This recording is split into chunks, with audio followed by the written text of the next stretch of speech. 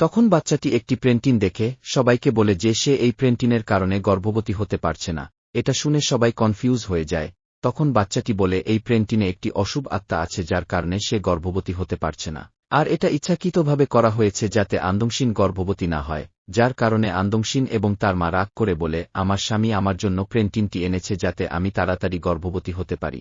আর তার মাও বলে যে আমার মেয়ের জামাই খুব ভালো এবং আমার মেয়েকে খুব কেয়ার করে। সে তাদের দুজনের উপর রেগে যায় এবং তাদেরকে সেখান থেকে চলে যেতে বলে।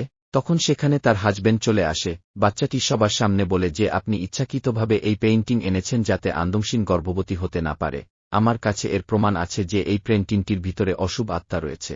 তখন সে প্রেন্টিনের উপরে তার ক্ষমতা ব্যবহার করে, তাতে প্রেন্টিনের আসল রহস্য সবার সামনে বের হয়ে আসে। তখন তার হাজবেন্ড বলে এখানে এগুলো কি হচ্ছে। এরপরে আন্দংশিনের মা বলে এতদিন তুমি আমার মেয়েকে ধোঁকা দিয়ে এসেছ, আর তুমি এত দামি প্রেন্টিন এর জন্য এনেছ যাতে আমার মেয়ে প্রেগন্যান্ট না হতে পারে। পরের পার্ট দেখতে ছোট্ট একটা লাইক দিবেন।